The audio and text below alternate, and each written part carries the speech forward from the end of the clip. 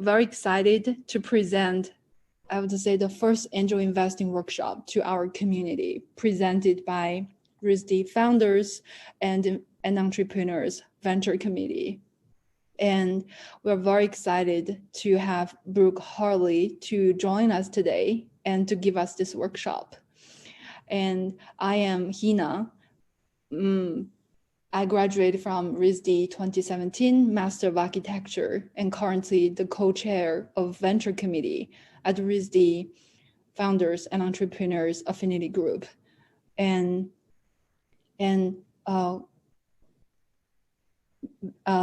before I would say, I would also like to introduce Daniel, who is, you can see the institutional engagement logo, that Daniel, hi Daniel, is the alumni relations officer at RISD, who is behind the scenes that help us to put these events together. Thank you, Daniel. And we are so honored to have Brooke Harley to join us today. Brooke has been angel investor and entrepreneur. She has the education MBA and also law education.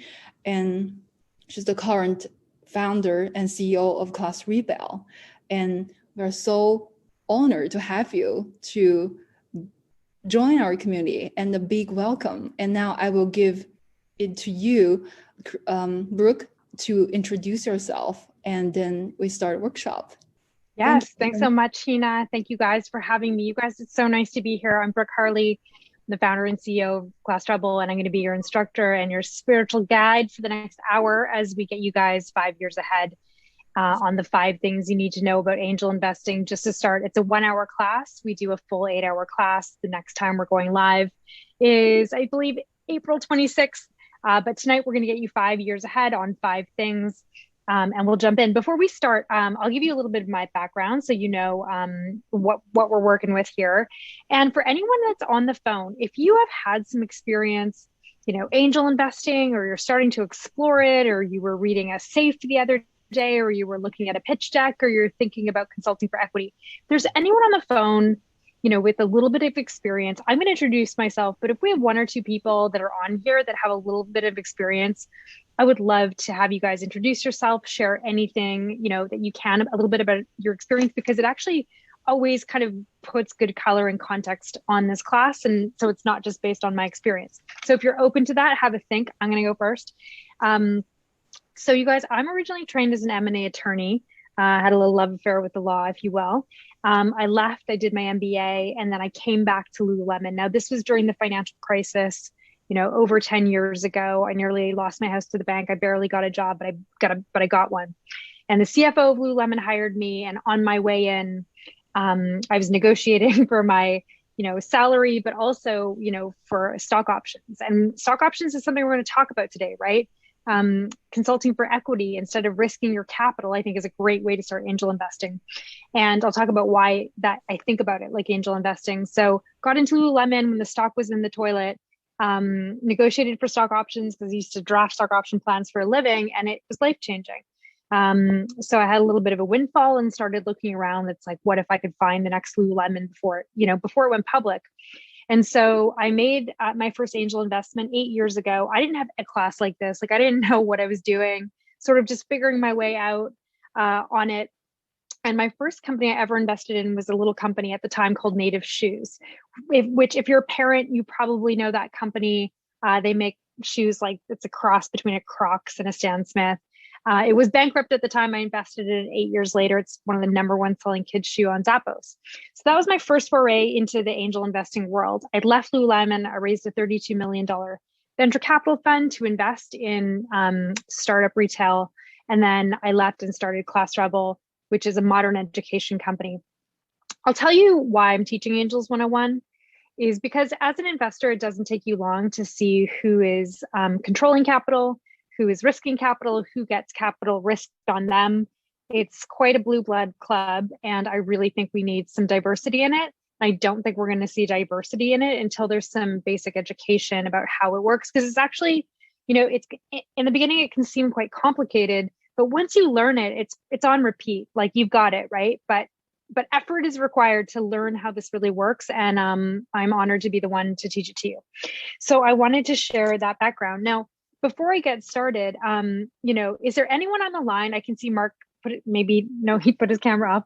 Is there anyone on the line with a little bit of experience, either, angel investing on a convertible note or a safe or a priced round, which is preferred shares, or consulting for equity? Is there anyone here who would say hi and share a little bit about their experience?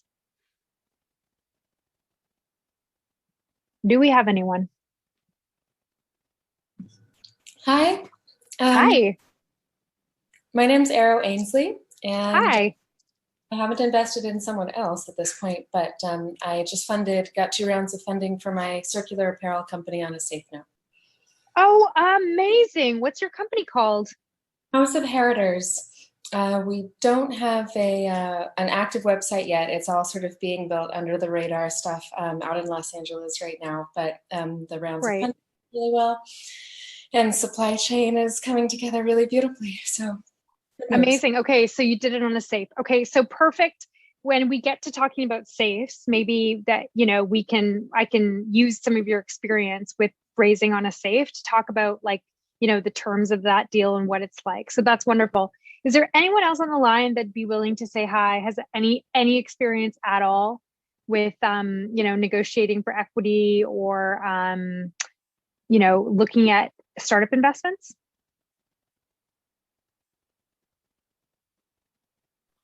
Oh, I see someone. Hello. Hi Hello. there. Yes. Hey, Hi. hi. I don't know if I perfectly fit the filter, but my name is Kelly Garner. I founded a startup now 3 years ago called Treefort Media. We're a podcast company. Cool. And we started out completely bootstrapped. We've built it into 12 full-time employees. We've got a lot of different series across different genres, but we're now at the point where we're going to start sort of going out for a capital raise, and we're also revenue positive at this point, and so we're also looking at other ways that we might be able to acquire other companies or podcasts that might kind of work with us. So we've been approached with some of the safe type of arrangements. We haven't moved forward with any of that, but I'm just really excited to get to sponge up everything that you have to share. So thank you so much. Cool. And so something I do want to say is that just from the folks that have introduced themselves, we also do teach this from a founder's perspective, like fundraising 101, and then Angel's perspective. This is being taught by the investor's perspective. I actually recommend to everyone that you actually take both and have both. But yeah, that's very interesting. And so tonight you'll be getting into the mind of an investor looking at you, right? And what they're looking at, which I think is valuable. Okay, let's get started. Okay, so let me ask you guys, let's start off with, we're gonna go through number 1, basic concepts, things you need to know. Number 2, know the road. We're gonna go through a deal sequencing map. Which took me forever to learn. There was no one to teach me what the hell was going on. We're going to talk about taking equity for your consulting work. Even if you guys are founders, bootstrapping your company, which I mostly have done. I've taken on a few investors, but I've mostly bootstrapped ClassRebel to date. I actually consulted on the side to Live Kindly, which is a vegan media company that's coming on to teach for ClassRebel. She was acquired. I got an exit. I funded my own business with that money I consulted for on equity. So whether you're an investor, angel, or a founder, consulting for equity, lifelong skill that will always benefit you. Number 4, where's your money at? When you get into angel investing in this whole venture world, you're going to hear a million pieces of legal jargon, but I'm going to show you there's actually 7 things that you should be focused on as an investor, and it works as a founder as well. And then number 5, getting out, the exit. How, as an investor, can you expect, what are the 3 ways that you can expect to get out of this investment, and for how long are you going to be holding it? So let's get into it. These are some foundational concepts that, whether you're a founder or you're an angel investor, you need to know. Who can take a crack at, what are the 2 biggest differences, do you think, between being an investor in a public company and being an investor in a private company? What do you guys think are the two biggest differences from the perspective of an investor? What do you think? Anyone want to take a crack at that one? Anyone? Hi, can you hear me? Yeah. Hi, Hi, Brian. my name is Brian. And I would say the number one thing is liquidity. Bingo. Public investments, you can come in and out any day the market's open. And private, you might be sitting on it for 5 or more years without being able to liquidate at all. So eloquently put, Brian. That was so perfect. That's exactly right. If you wake up on a Monday morning and you're like, I don't know, like where Lululemon is going, right? I don't think this management is thinking about it right. You're like, I'm going to sell all my shares, and you wake up and you sell your shares as an investor on the New York Stock Exchange or the NASDAQ. Or you might want to sell some of that stock on a public company exchange. Not because you don't agree with where management is going, is because you've actually made a lot of money on that investment. And you might want to take a little bit off the table and put it in something more risky, or put it in diversify, right? So public company investments are beautiful in many ways, because you can just get up and trade out of it, get that liquidity on the same day. Whereas the average hold period, in a private company, if you come in as an early stage investor in a private startup, Brian, if you had to take a guess, what do you actually think the average hold period is for an early stage investor? Probably about 8 to 10 years. Perfect. Okay, you're obviously experienced. The average hold period right now is considered in the US around 9 years, right? So, as an angel investor, the level of risk you need to get comfortable with is, you need to believe in the founder, believe in the vision, believe in that industry opportunity. And you basically need to put your money in and know that even if it grows to something super valuable, you're not in control of when you get it out. And so, a real situation that I'm in is I made an early investment in something 8-9 years ago. I would love to get it off the table and seed my own seed round for ClassRebel, but I can't get it because it's not up to me, right? It's just sitting there valuable, but I can't get it, right? So there's, not until that company gets sold, it IPOs, or a new investor comes in and buys up the old investor's shares. So liquidity is a big thing. And, I would encourage you guys to think of liquidity as a real investor protection that public company investors have that private company investors don't. Okay, so that makes private companies more risky than public, not just because they're early stage, because there's no liquidity in them either until, that IPO, that acquisition of the company, or what we're going to learn is called a secondary. So that's one big difference. Said beautifully. What is another really big difference about being an investor in like a Lululemon, which trades on the stock exchange, or an Uber or an Airbnb, which now all trade on the stock exchange? What do you get being an investor in those companies that you wouldn't get if you were an investor in, in my company, let's say? You guys know? What do you get in a public company every quarter that you don't get in a private company? Brian's laughing. He knows. You just say it. Just say it. Information. Yeah. So in public companies, there's laws, right, that say, hey, if you trade on the NASDAQ, if you trade on the stock exchange, then you have to disclose, the good, bad, and the ugly to not just investors in that company, but the public every single quarter. Whereas, if you invest in ClassRebel, say, an amount like 10 grand, 25 grand, a meaningful amount to you, what do you think you can expect informationally from a private startup? Like, do you get quarterly reports? What do you guys think? No. Maybe. Well, okay, maybe is a decent answer because how it is for most investors in startups, unless you're like a big gunner putting in $1 million or more, you won't have the leverage to negotiate what's called information rights. So only those big VCs like sloshing around their millions, when they're leading the deal, they're like, you have to tell us everything every quarter. But that's only to the big investors. It's not to angel investors. So really, there's no contractual information right that's owed to smaller angel investors. And so something you have to get your head around is that, you put your money in, it's probably going to sit there for 9 years or more. And like, God knows what is happening inside there for 9 years. You don't know, right? You might have access like under the laws to like one set of financials a year, but like, you're not getting much. You're not getting much.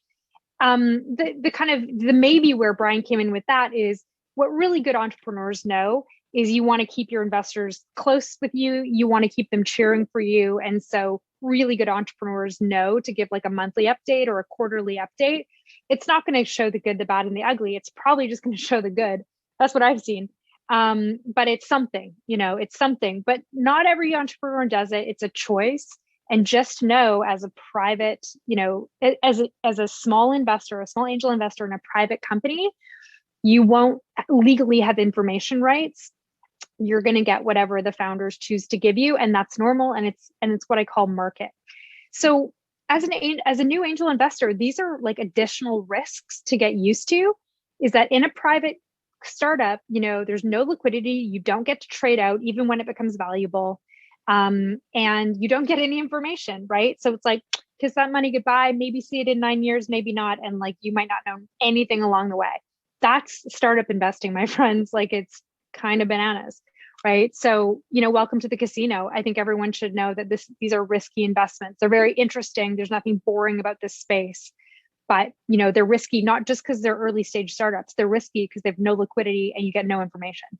Okay. So that leads me, that's a great segue, like risk upon risk is a great segue to this whole concept. Maybe you've heard of it, called accredited investor versus non-accredited investor. Really interesting area to talk about because it's starting to expand and democratize. But let's start with, does anyone know the traditional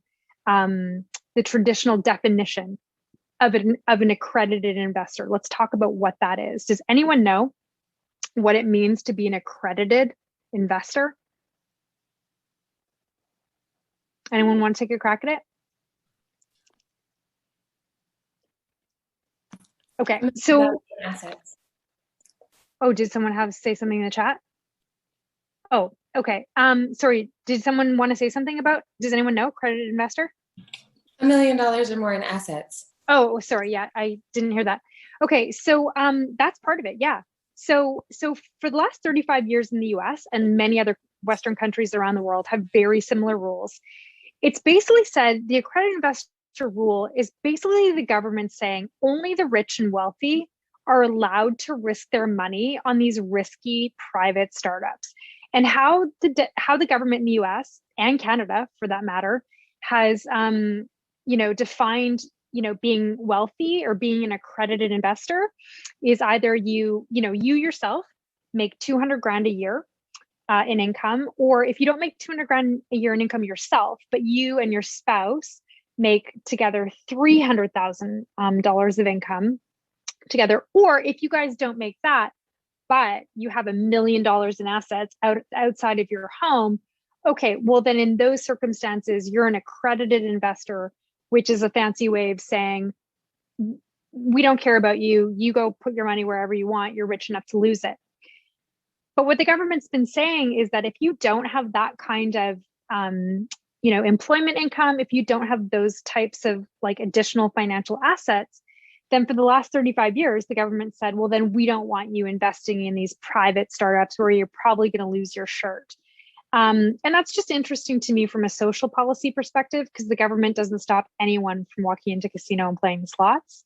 But they do stop people from making legitimate startup investments, just saying. So for the longest time, my thesis has been that this wealth test will expand into an education test. And that's what happened in August 26th of 2020. And so we'll dig deeper into it in the main class. But now it's a matter of like writing a test, a Section 7 test, I believe, for $185. And then you can have that accredited investor status, which I think, frankly, is much more fair than the rule they have in place. If I tell you that only non-accredited investors or only accredited investors have been able to invest in private startups, where are non-accredited investors allowed to invest? So if you don't meet those wealth tests, what are you allowed to invest in? Anyone know? Public companies? Exactly. Public companies. Perfect. Because why? Because you get all that disclosure, right? And you get that liquidity, right? So you get visibility into your investment and you can trade out at any time. Public companies have shareholder protections for the less wealthy, and private companies don't. And so that's why this accredited investor rule was put into place. But this is actually how the rich get richer. One of their ways is they invest in these risky companies and they make bank off of it. And so now this market is starting to open up. In our main class, we talk about the crowdfunding platforms, right? My first class member ever, in my first class of angel investing in 2018, she put in $5,000 into an investment on a crowdfunding platform, now worth $400,000 today. Like, it's kind of, and she wouldn't have hit that accredited investor role. So it's life-changing. It's life-changing. So, okay, awesome on the accredited investor. Last question for you guys. For this slide anyway, I'm going to ask you questions all night. What's the difference between an angel investor and a VC? Because I think that gets a little confused sometimes. There's so much jargon, right? What's the difference between an angel investor and a VC? What do you guys think? Anyone? I think a VC is a professional venture capitalist, someone who does this for a living, and an angel is a private person just with their own money to invest. Exactly. So angel investors are only managing their own funds. So the worst that happens to an angel investor is they lose their money. Okay, they probably have more where that came from, but they don't lose their job, right? They don't answer to anybody. Whereas the VC firm, exactly, they're professionals. They're managing other people's money. They have their own risk. They have their own money at risk. Usually, like the GPs of the funds have their own money at risk as well. But VCs are under more pressure to perform and make sure their investments perform than angels are, because they're trying to keep their job, right? They're trying to raise fund 1, fund 2, fund 3, fund 4, because that's how VC firms grow. They grow by being able to raise more funds, and they're only able to raise more funds if their investments do well. So, as an angel investor, once you jump into an investment, you're going to start to notice who's in the ecosystem with you, and you're going to see some VCs show up, right? And they're going to put a different kind of pressure on these companies to perform. Sometimes it's good, sometimes it's not good. So we talk more about, the VC dynamic in the main class. So let's move on. You guys, this is like a roadmap that I wish I'd had years ago when I was raising my fund, because I went into meetings where I hope, I never see those people again, because I just didn't know this was happening. I just couldn't really define in my head what it meant to be a seed series, pre-seed, series A. Like, what does that really mean? And so things change and the market changes, and nothing in this roadmap that you see here is set in stone. But if you think in this mindset, you're always going to be close enough as to what's happening. And so I like to start with the seed series. What does that even mean? And then I'm going to move back to the pre-seed, because I can tell you, when I started investing in around 2012, 2013, no one was talking about a pre-seed. Like, that was an animal that did not exist, right? No one talked like that. So what has that come to mean? So let's start with the seed series. Now, what I understand this to mean, and anyone's welcome to jump in if they have a different view. But seed series to me consistently has meant a company that is either pre-revenue or it is like beta stage revenue, way less than 1 or 2 million a year. Usually high risk, high reward. Usually, the founders of a seed stage company are cobbling together the money, a little bit here, a little bit there, 10 grand, 25 grand, 50 grand, 100 grand there, whatever they can get on a convertible note or a safe. And it's usually from family and friends and angels. The press would have you believe, TechCrunch would have you believe that VCs like showing up to seed rounds is a really regular thing. It's not very common at all, actually. I think the press likes to report on it because it's uncommon. And so usually, like in these days where you're just mostly an idea and some spirit and energy, not a lot of people believe in this company. And so it's really common that founders use what's called a convertible note or safe. We dive way more into these legal structures in the course. And they raise, one convertible note, two convertible notes, three convertible notes over time, or safe one, safe two, safe three, over periods of time. Because in this early day where like barely anyone believes in them, they're going to take little bits of money wherever they can get it. And that's a very normal thing. I would never, as an angel, I would never want an angel to think only if a VC is showing up, in the very first round that this company is going to be successful.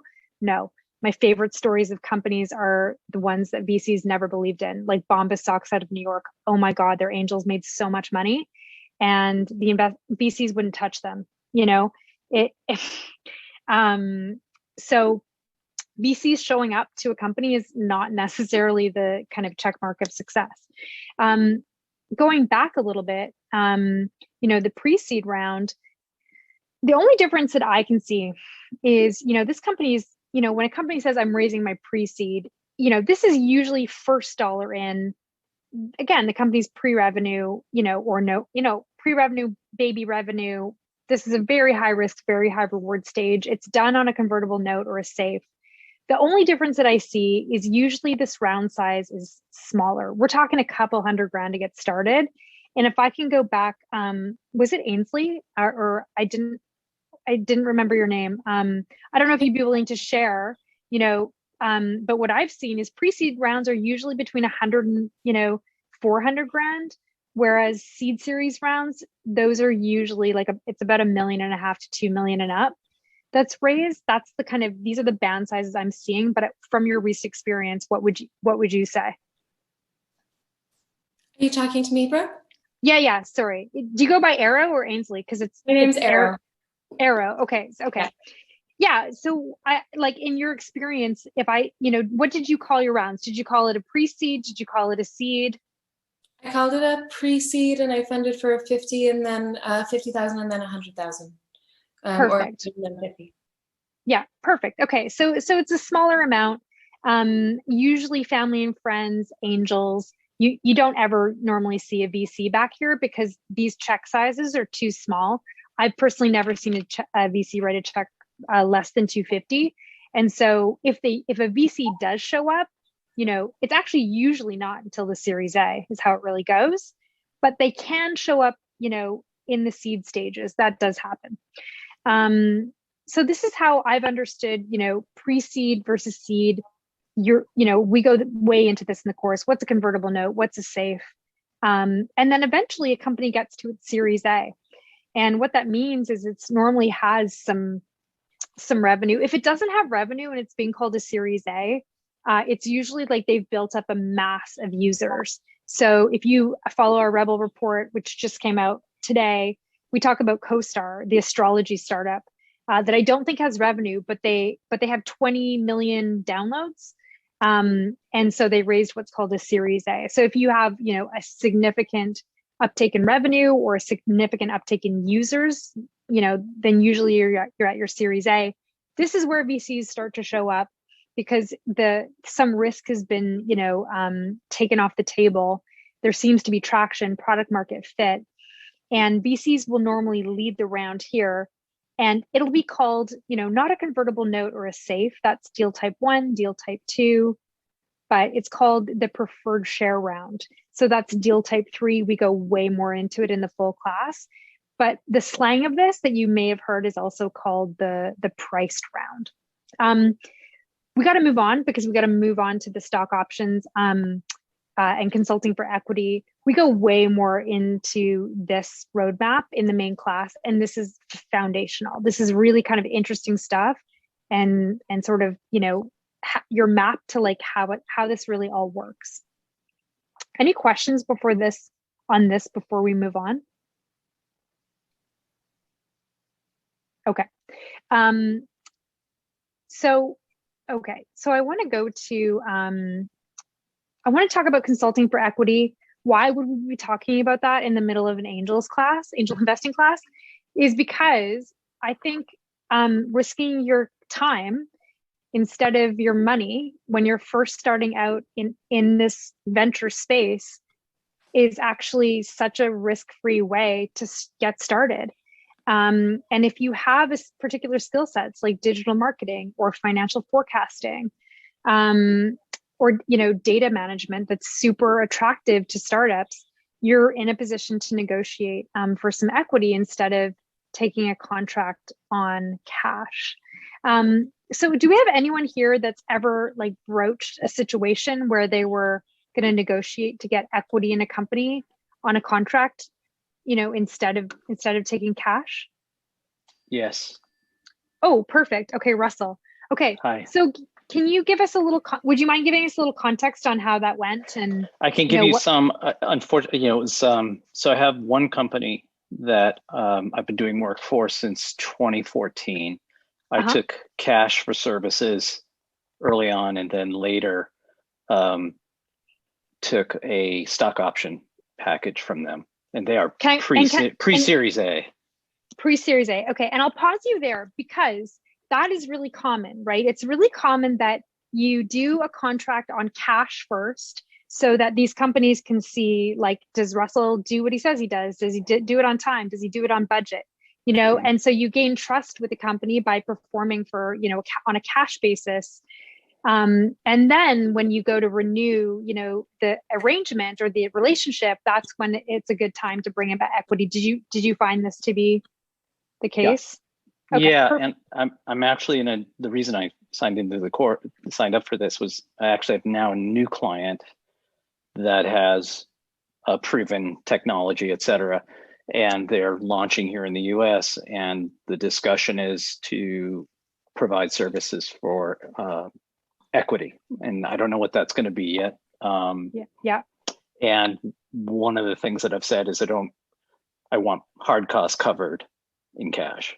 Right. But my fee would be in exchange for equity, and I'm not sure what that's going to look like, what they're thinking. So okay, well, let's get into it because I can help you structure your thinking about that.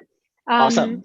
And also here's your checklist of documents, right, that you're going to want to get to really back up the grant, because if it starts to become valuable, like, no one's going to tell you this, but I'm going to tell you now, the venture world can be a bit dramatic. It's like the drama queen of asset classes, and there's some nasty stuff that goes down. So we want to make sure that you're protected when you take equity for your services, because if it becomes valuable, like, don't be surprised if someone, like an acquirer one day is like, oh, we didn't really give that to Russell, right? So how are we going to do it? And we spend more time on this in the class, but your checklist of things is you want your consulting agreement, right? Your consulting agreement's going to have, what you're going to deliver to them, and usually in what time frame. And the consulting agreement is going to also cover your compensation, right? And in the consulting agreement, it's going to have, okay, Russell's going to have, out-of-pocket expenses covered in cash by the company. His fee is going to be this, and we're going to see, let's say that the contract value, and I'm going to show you this in the numbers in a minute, is $25,000. So we've got to convert that to equity, right? And a number of stock options. Let's take a look at how we do that in a minute. But you're going to want that consulting agreement signed by both parties, and you want in there, what your deliverables are and how they're compensating you in equity exactly to the amount of options that you're getting. The second thing you want is a copy of the company's stock option plan, and your specific stock option agreement. This is all going to be done whether you ask for it or not. It's not like a big paperwork obligation you're creating for the company. It's already got to be papered. So you just want to request a copy of the stock option plan and the option agreement. Ain't no thing, right? You're not making an adversarial request of any kind if you ask for numbers 2 and 3. And guess what?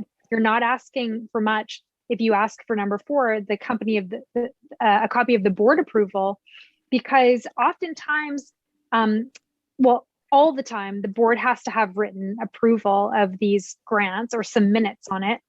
And they often do stock option grants in batches, right? And so it's already being written down and papered when it's done. All you're doing is asking for, a copy of it. And in the early days, that's often just the founder. The founder's on the board, right? They're doing it, right? So it's like, I have a copy, in the Angels course, I'll show you, you go into the class materials.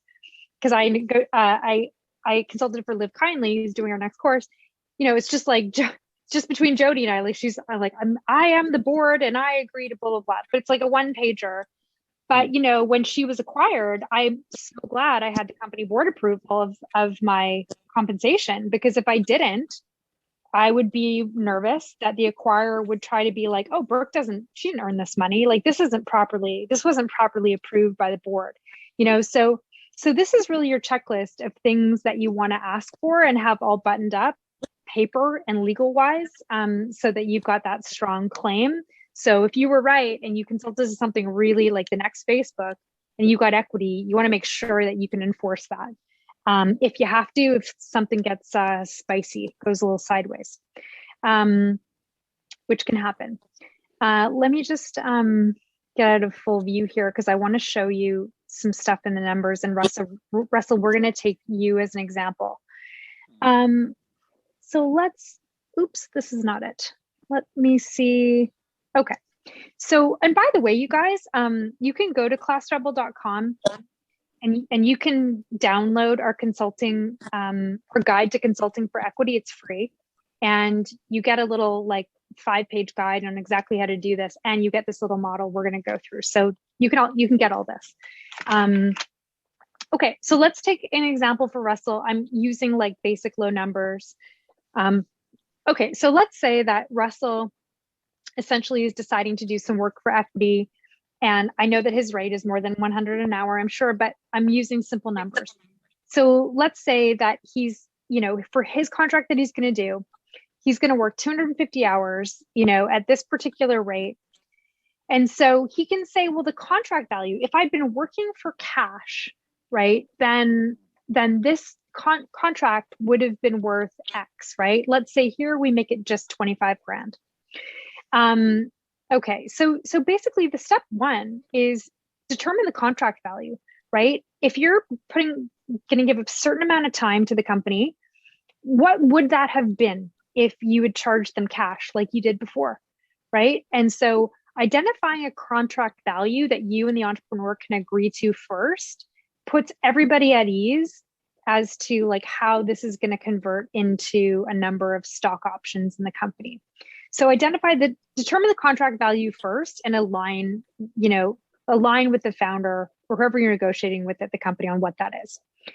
Step two is essentially determine what part of the contract value do you want in equity and what part do you want in cash.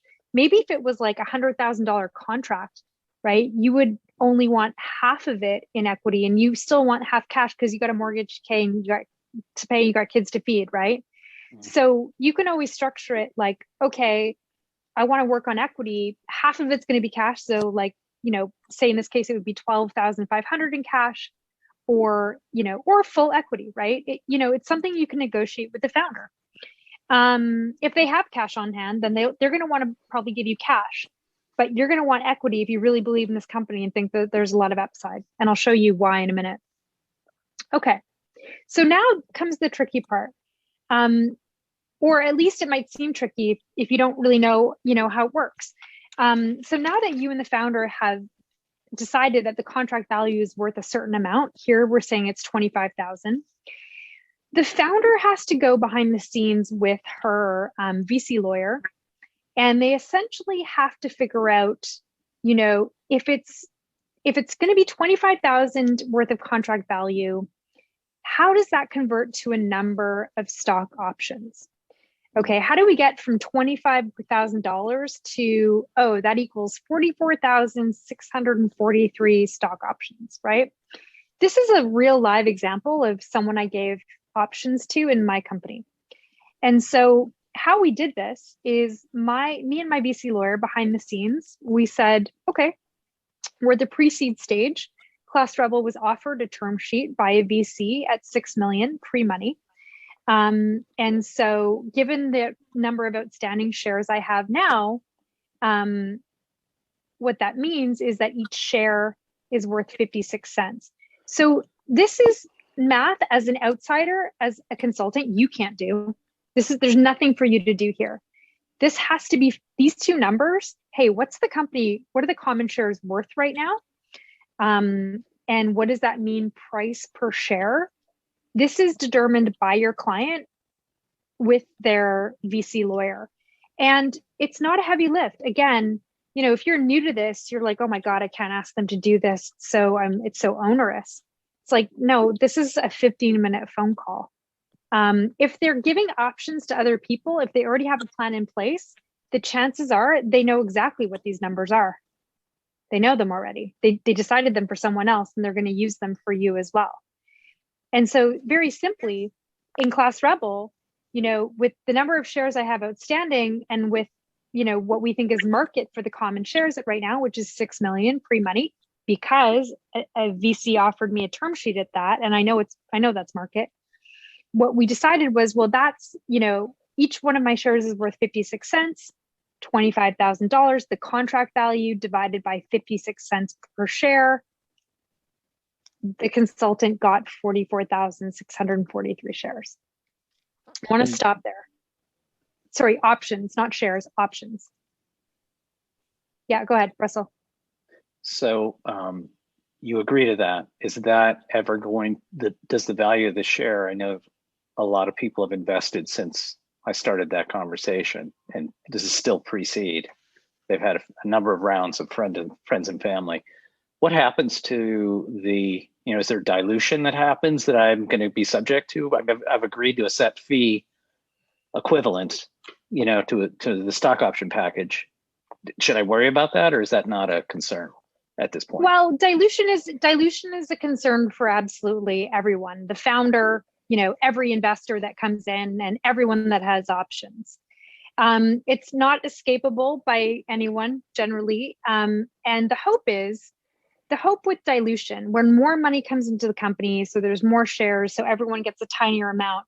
The hope is generally that every dollar that comes in that dilutes everybody is an investment dollar that's going to turn everyone's value higher, right? So Lululemon, as an example, just before it went public, or just after, again, it got 200 to 300 million in influx of capital. Every investor and every option holder would have been diluted down.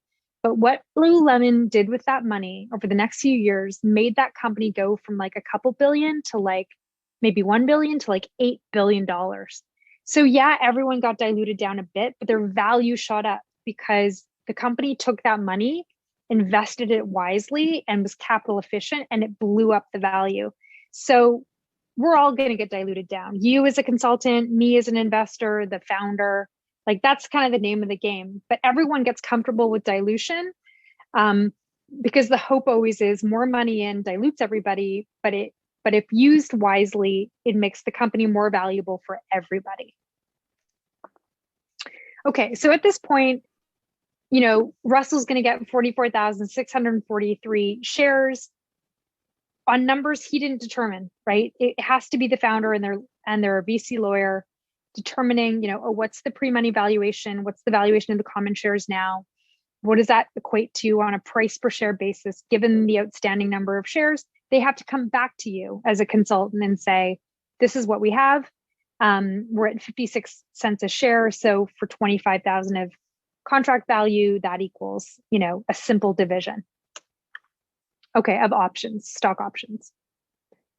So let me tell you a story about Russell. We're going to make this up. So let's say step 4, is, let's say Russell's contract is only 3 months.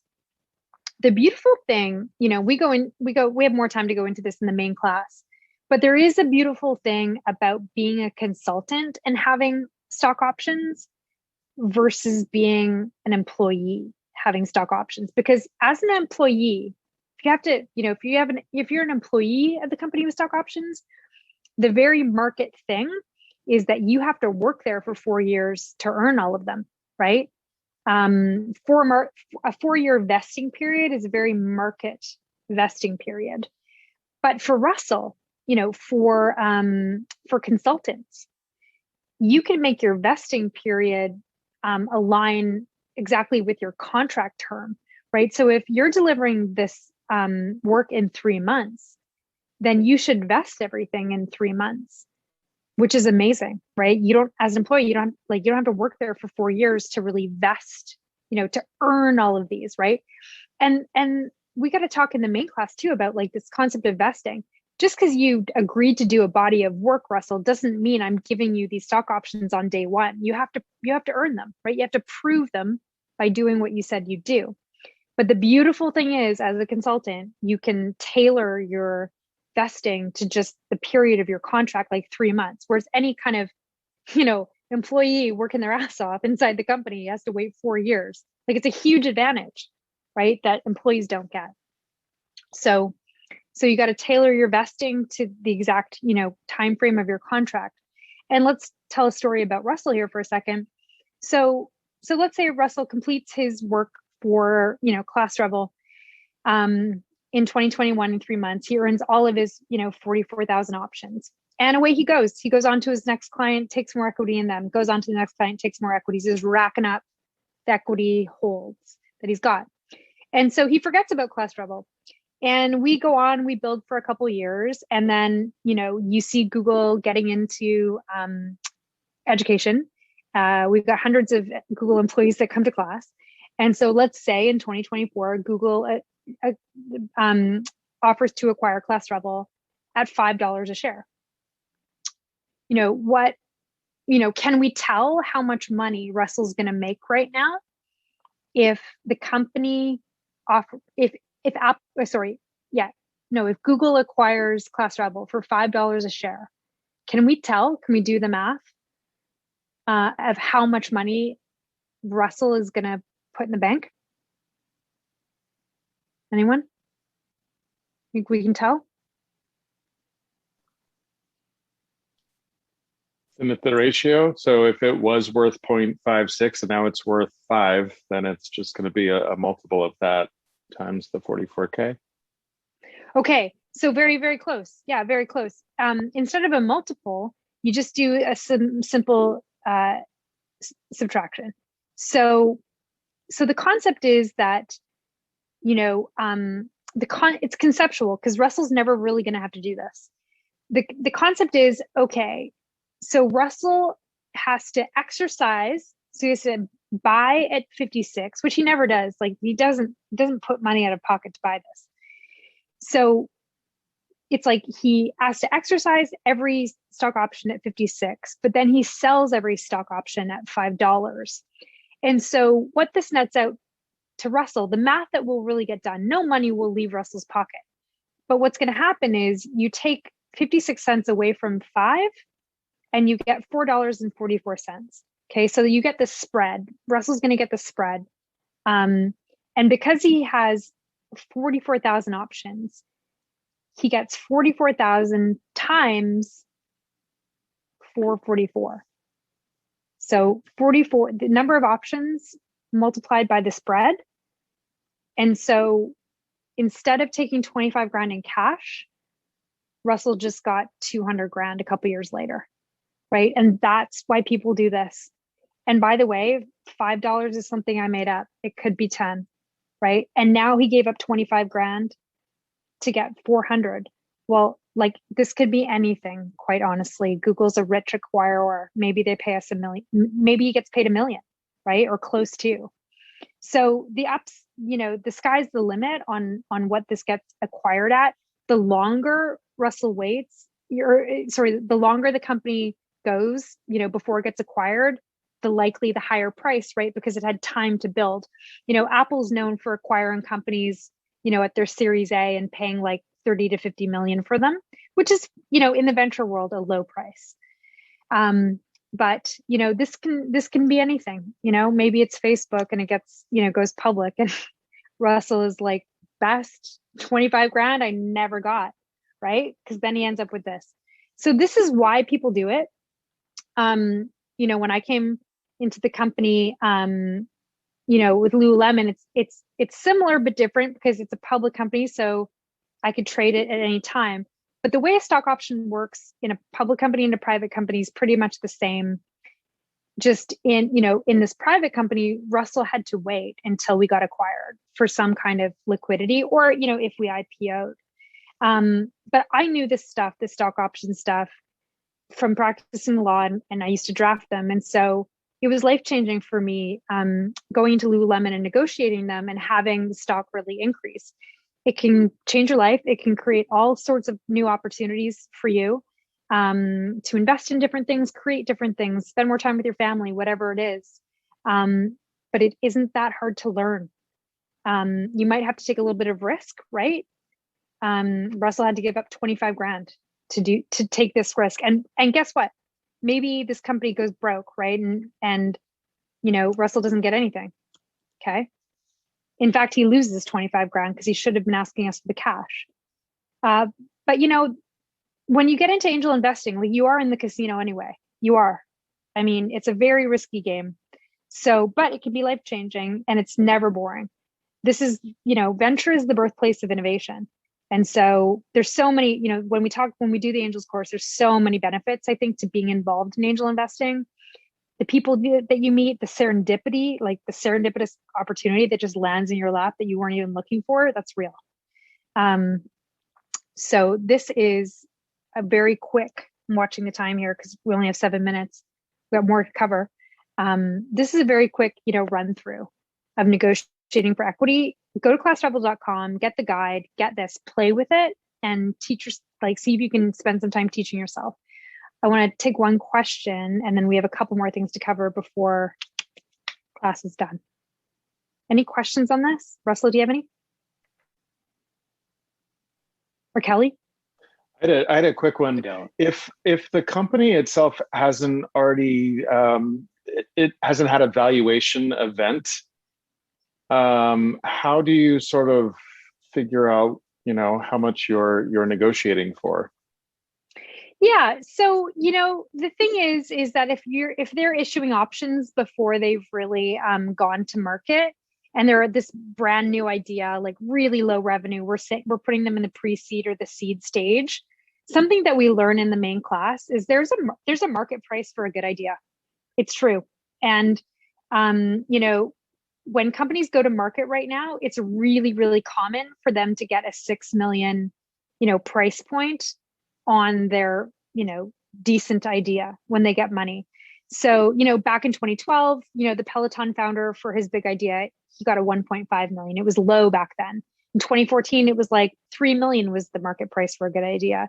You know, in 2015, it was 6 million. In 2017, the Wing and Chief in New York were getting like 10 million price for a good idea. I tried to get that too in 2019, but the moment had passed. And so I could only get 6.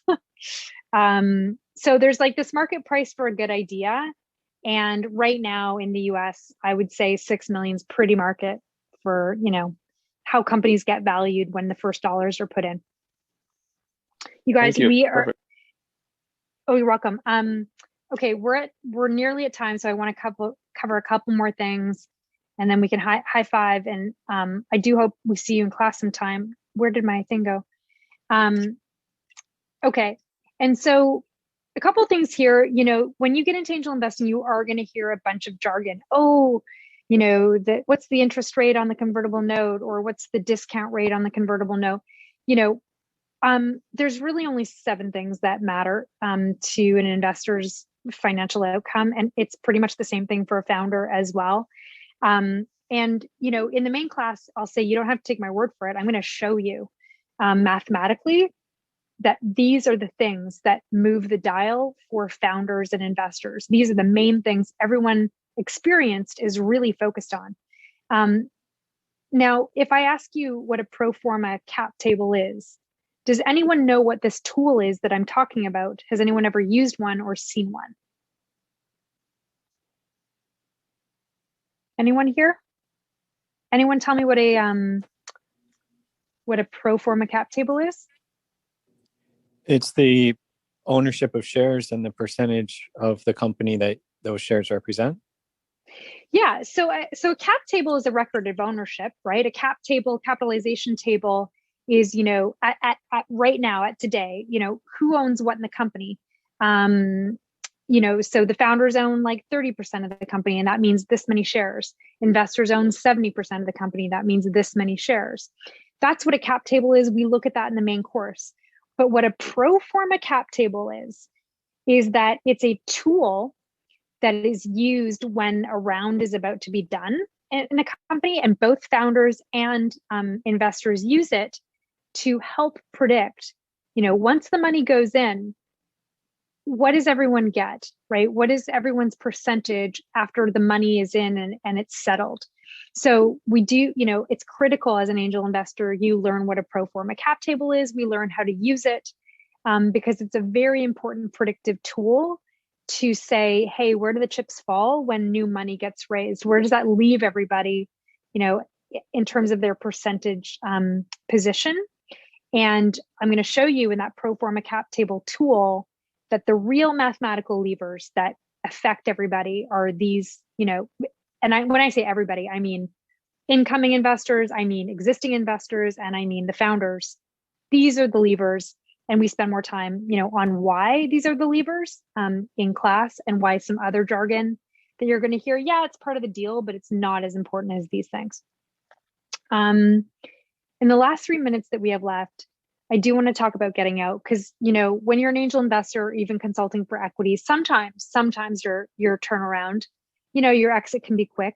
Usually the quicker it is, the lower the valuation, like the less exciting, to be honest, because that company hasn't had time to grow. Sometimes it'll be an acqui-hire or a bigger company will jump on it because they can see how fast it's getting valuable. I've been in a situation like that as an investor. But there's basically 3 ways that you as an early investor are going to get out. That company is going to get acquired. And there's 2 types of acquirers that we look at. That company is going to go public on a stock exchange, which is actually a smaller piece of the pie there. It's not that common. As much as the press would have you believe it is, it's not. So likely that company is going to get acquired by a strategic acquirer who's like in the industry or private equity. Or there's a secondary. I'm going to end off class with asking you guys, what do you guys think a secondary is? Have you heard of that term? What does it mean as an angel investor to get out of the company on a secondary? Anyone know? Is that like another round? Yeah. So if you get out on another round, who is buying your shares? The incoming investors. Exactly. So something I saw that was really common was that, seed and Series A players that were really early to a company, a couple of years later, when the Series B round is raised or Series C, they'll hold on for a couple of years and they'll sell, the early investors will sell part or all of their stock to the later stage investors. And hey, they're like, yeah, maybe this company has more room to grow. But if I'm going to make 10x my money in 4 years, like, let's just call that a win, put it up, on the wall, get some liquidity and get out of here and find more winners and start early, right? So that's a really common way to get out. If the incoming investors have the appetite to what's called clean up the cap table and take some of the smaller investors out. The only thing we need to talk more about in the class is what's called a liquidity discount, which is you're going to have, if you want to get out early, before a company gets acquired, an IPO, you're going to get a haircut. You're going to take a 20%. If the Series C investors are coming in and they value the company at, 100 million, and you're like, great, because I came in at a valuation of 4 million, right? Ching chang. If you're going to sell your shares to the incoming investors, you're like, okay, I'm going to sell them as if the company's worth 100 million. That's not the way it works. They're going to give you a haircut. It's called a liquidity discount, and they're going to treat you like the company's only worth 80 million instead of 100. So you're not going to get your full, price on your shares, but it's like, well, a bird in the hand's worth 2 in the bush. And it's like, well, you're getting liquidity now. They're the only player in town. You take a bit of a haircut. It's market, but you're usually pretty happy to take it because like no one else is buying. There's no one else to buy your shares. So that's the way that works. You guys, I think we're over time. I can stick around for a couple minutes and take some questions, but I hope you enjoyed our little mini class. And we're going live with the full class. It's $99, 8 hours live. We're going to get you 10 years ahead in what you know about angel investing and consulting for equity. And we go live April 26th, Monday to Thursday night, 26th to the 29th, I believe. Yep. And it's $99 and we're taping. So you can buy on demand. You can come live, pay once, attend forever. You can mix and match however you want. But I really think if you're serious about getting into this space, the education is well worth it. you have it for life. And again, if you guys are on the fundraising side and you want to learn from the founder's perspective, we have fundraising 101 as well. I'll leave it there. I can see there's some stuff in the chat, but yeah, any questions from you guys? I have a couple minutes to stick around. It was great. Thanks. Oh yeah, my pleasure. That's my pleasure. My pleasure. Oh, fascinating. Yes. How do we sign up for it? Here, I'm gonna put ClassRebel. I did see a question that I want to go to. Brooke, have you ever invested in a public social benefit corporation? I've known it as a public benefit corporation or a PBC, and the answer is yes. Or known folks who did, and how did it change the investment? In a public social benefit corp, the investor understands that the company will balance prioritizing shareholder. Okay, interesting. Yeah, I have invested in public benefit corporations and, alongside many other investors. And it doesn't change the fact that this is what I would say to founders if you're coming to our fundraising 101 class. If you're a mission-based company and you've kind of enshrined that into your incorporation by being a public benefit corporation, that's great. But if you're taking on investors, don't ever lose sight of the fact that the only reason VCs exist is to make money. Sure, they can be plant-based VCs or triple benefit, triple bottom line VCs, sure, but they're not charities, right? They are there to make money, and they regard you as a person who is meant to take $1 from them and turn it into 10. And so in my fundraising 101 class, I'm like, don't ever forget, the minute you take $1 from anybody, an angel investor, a VC, you would do well to adopt the mindset that you're not just the CEO of a sustainable fashion company, you are a money manager now. You've taken other people's money, and the implicit deal that you made them with, like, for every $1 you take from them, you're going to return them 10. And so, how far does the public benefit corporation go in protecting you against investors trying to put pressure on you to make money? It doesn't really. And this is more that we talk about in fundraising 101 too, about, how you structure the board and how you protect yourself and how you protect your mission. Because, with big money comes giving up levels of control. And we need to learn exactly where the control levers are and where you start to erode your own control when you take money. And it's, but that's fundraising 101. Okay. I'm not in USA, so I need to know time. We go we're on New York time, 6 to 8 p.m. every night. So I think that's morning if you're in Asia, and it's unfortunately the middle of the night if you're in Europe. But we do on demand. You can get that as well. Any other questions, guys? Any other questions? Will you be teaching the class, or is there someone else teaching it? No, I'm the only instructor for Fundraising 101 and Angels 101 today. We will have more in the future. And then we just launched our next course. We announced it today. It's called Building Your Million Person Movement by Jody Manel, who built and sold a vegan media company within 4 years. She's got 26 million in organic reach in 4 years. So she's teaching Building Your Million Person Movement. So if you're building a movement or a purpose-driven company or a media company or an e-commerce company, that's a good course as well. So I'm the instructor for Angels 101 and Fundraising 101, and Building Your Million Person Movement is Jody Manel. Thank you. I will definitely sign up for Angels 101. Thank you. Yeah, join us. We're going live next week, and it's going to be fun. Any other questions, guys? Anything. There's still 18 of you here. Why? Any other questions? Okay, let's high five and go home. We'll see you in class. I hope you join us. Thank you for coming. And hopefully we'll see you again in ClassRebel. Awesome. Thank you, Brooke. Bye. Thank you, everyone here. And we will have future events featuring angel investing and building a network with the investors and founders in this following month this year and also next year, presented by Venture Committee by RISD founders and entrepreneurs.